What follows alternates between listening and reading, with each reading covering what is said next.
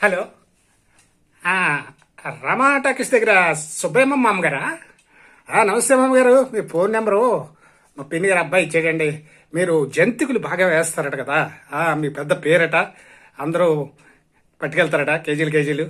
నాకు జంతికలు అంటే బాగా సూపర్ ఇష్టమండి మామగారు.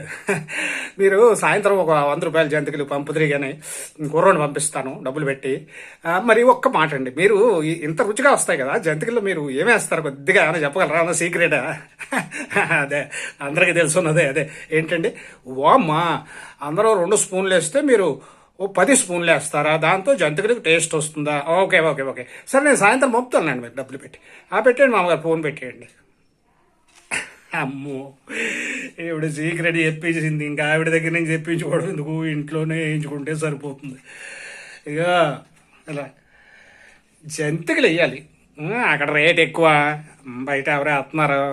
నువ్వు ఏం చేస్తావంటే, మనకి 100 గ్రాములు వాము ఉంది కదా, ఆ వాము అంతా వేసేయి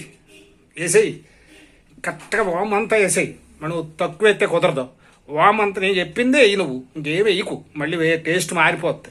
వామ్ అంతా వేసేసి జంతికలు తయారు చేస్తే అది చూస్తాను, టేస్ట్ ఎలా ఉంటుందో నీకు చెప్తాను. ఓకే, చెయ్యి, చూస్తాను. గమ్ము నుండి పట్టరా.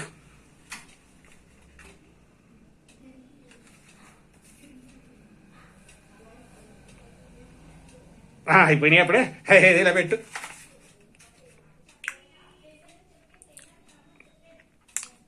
నేను ఏం చెప్పాను నీకు, నువ్వేం చేసావు? ఏంటి ఇది చప్పగా ఉన్నాయేటి? ఇది చప్పగా ఉన్నాయి జంటికలు.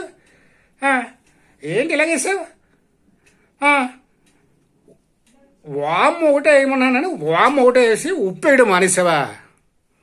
చాలా గొప్ప తెలియదు. నేను ఒకటే ఇంకేం వేయకు, వామ్ ఒకటే వేయను, మొత్తం వామ్ వేసేసావు. బాగా ఉంది, బాగా ఎక్కువ వేసేసావు, కంపు కుట్టేస్తుంది వాము కంపు. కానీ ఉప్పు కూడా వేయడం మానేసావు. వామ్ ఒకటే ఇంకేం వేయకు, నువ్వు ఇష్టం వచ్చినట్టు వేయకని చెప్పానని వాము ఒకటే వేసి ఉండేవన్నమాట. ఏడిసినట్టు ఉన్నాయి. ఇగో ఈ జంతికలు నువ్వే తిను, నేను సాయంత్రం అక్కడికి వెళ్ళి 1 కేజీ జంతికలు తెచ్చుకుంటాను. కర్మరా, ఇంట్లో ఏ విషయమూ చెప్పకూడదు, అంతే.